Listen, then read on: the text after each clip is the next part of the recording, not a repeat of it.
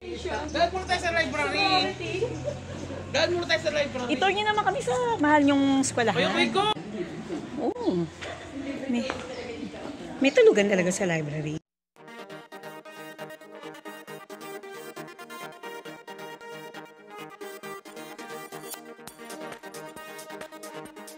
Good afternoon, guys. Today is Wednesday na at napakadalang natin mag-vlog ngayon. So, hapon na, 3:30 na ng hapon. So, mag-isa ako dito sa bahay, school na sa school. Although, wala silang pasok ngayon kasi foundation day ng school.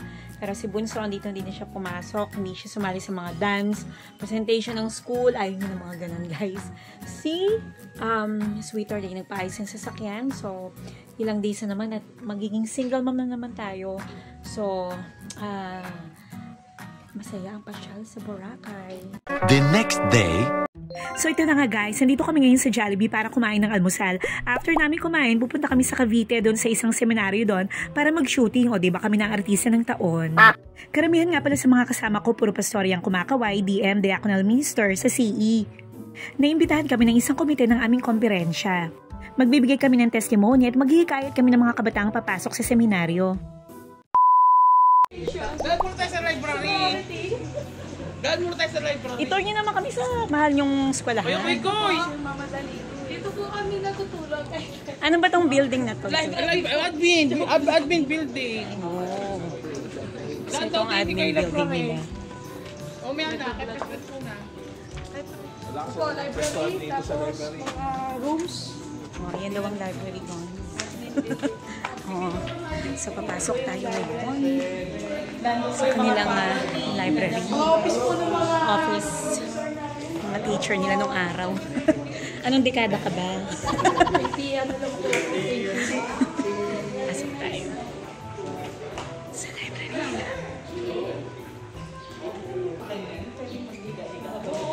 Hi, popcorn! Hello po!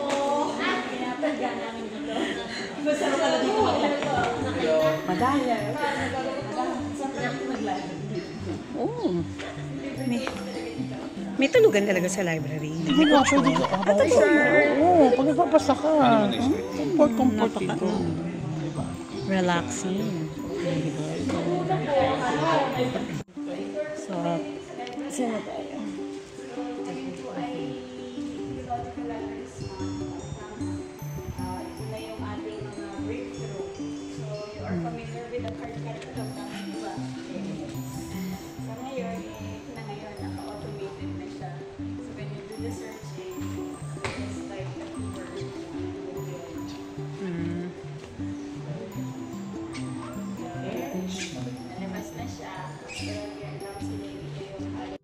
So pumasok na nga kaming lahat dito sa kaloob-looban ng library. Ang dami-daming libro. Library nga, di ba? Sa totoo lang, parang ayoko nang mag-shooting. Gusto ko na lang magbasa dito sa library. Mag-apply na nga lang kaya akong librarian. Sinubukan kong ikutin ang malaking library nito. Nakakatuwa, nakaka-amaze. Ang dami-dami mong makikitang iba't ibang klase ng libro.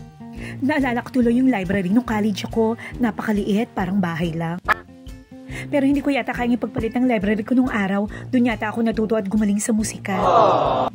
Ayan, nagimutan naman ng lola nyo nang dahil sa library ito, maraming alaalang nagbabalik sa akin. At tapos na tayong mag-tour sa library. So narito naman tayo ngayon sa harap ng isang opisina na kung saan may mga sailang nakakapasok. At dahil may say din kami at artista kami ng taon, papapasukin din naman. Medyo mainit lang talaga at maalinsangan. Ang tagal-tagal naman kasi ng direktor namin. Siya nga pala si Pastor Eric yung nasa likod ko. Medyo naiinip na rin, no? Ayan, pangiti-ngiti, diba? Selfie-selfie muna kami habang naghihintay. One eternity later. Behind the scene.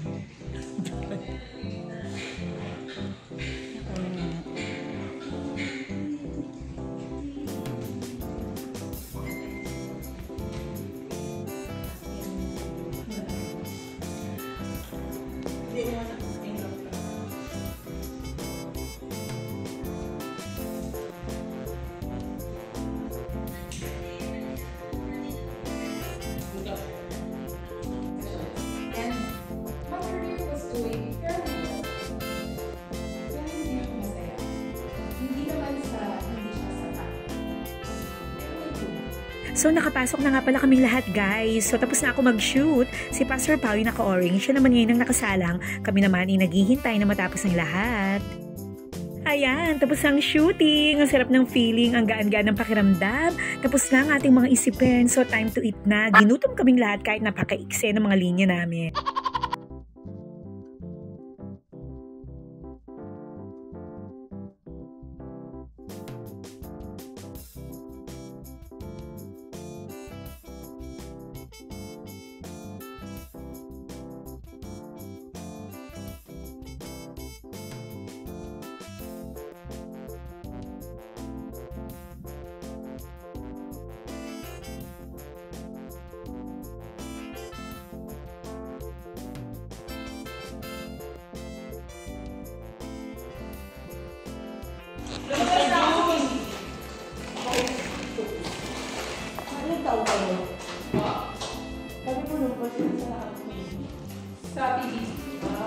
Talaga?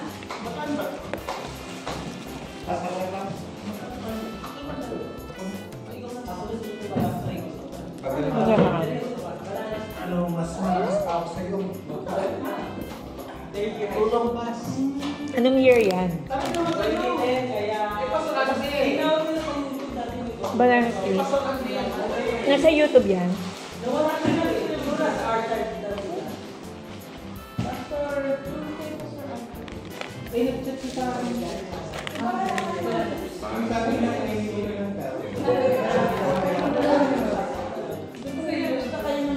Ako lumabas din ako sa TV.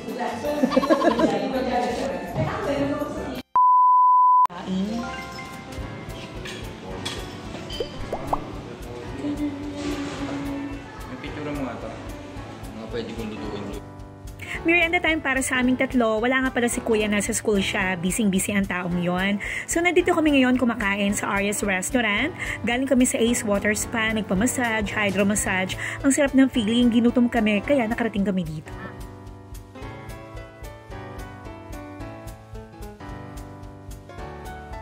At hindi na nga malaman ni The Singing Mom kung anong unahin niya sa sobrang gutom. Ang sarap. Actually, dito sa Arias Restaurant, mura na, masarap pa.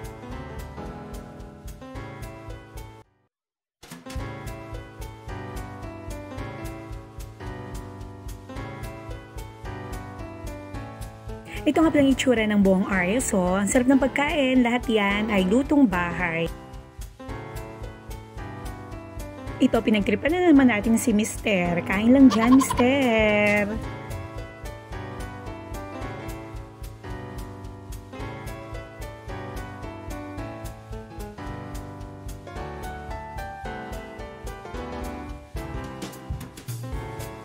At tapos na naman ang ating 3 araw na pag-vlog, guys. Hiwa-hiwalay man yung ating pag-vlog, pero ang biyaya ng Panginoon ay hindi hiwa-hiwalay. Araw-araw ay punong-puno ng pagpapala. Araw-araw ay maraming biyaya na hindi mo inaasahan. Maraming challenges, maraming mga pagsubok, pero nakakayanan naman. So, tayo ay mapala dahil napili tayo na mag-present, i-share yung aking buhay, bakit ako pumasok sa ministry, para maingganyo yung mga kabataan na pumasok din at maglingkod sa ating Panginoong Diyos, maglingkod sa simbahan at sa bayan.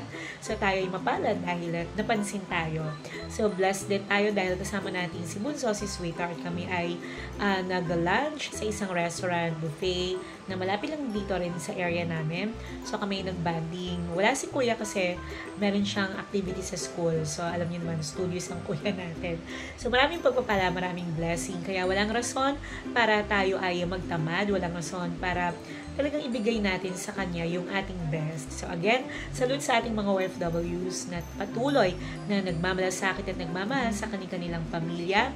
Salute po sa inyong lahat. Nawa ay patuloy kayong ingatan at patnubayan ng ating Panginoong Diyos. See you later. A few moments later. Hello guys, good evening, and we're back to the Singing Mom TSM Slash. For tonight guys, another verse from Ecclesiastes 9:10. Whatever you had finds to do it with all your might. God put inside every person the potential to be passionate. Kapag ang isang tao ay may passion sa kanyang ginagawa, sa kanyang buhay, malaki ang impact o malaki ang nagagawa ng pagkakaroon ng passion. Kumpara dun sa mga taong basta interesado lamang gawin ang isang bagay. And the atmosphere of our lives changes when we add enthusiasm. Everyone loves something. We are shaped, motivated by what we love. Ignore what we're passionate about, and we ignore one of the greatest potentials God has put inside us. Paano nga ba tayo natutong kumanta? Paano tayo nakapasok sa music industry? Bakit ba gustong-gusto nating malaman? Bakit interesadong malaman yung isang bagay? Ano ba yung madalas nating pangarapin sa mga sarili natin? And what captures our hearts and our attentions? Enthusiasm always makes others stand up and take notice, and nothing significant was ever achieved without enthusiasm. And Jesus was a passionate man. He died for us because He loved His Father and us passionately. Most winners, maraming mga tao yung mga laging nananalo, no? Ang dati namang naging talunan, madalas matalo, hugat passionate. At ang pinaka-worst na siguro, yung pinaka-grabing pagkatalo ng isang tao dito sa mundong ibabaw ay yung mawalan sila ng enthusiasm o yung sigasig sa buhay nila. And driven by passionate conviction, we can do anything we want with our lives except give up on something we care about. Ecclesiastes 9:10, whatever you had finds to do it with all your might. Thank you guys for your time. Thank you for watching. This is Ma'am Tia Sam / Point, and I see you again tomorrow for another day of vlogging.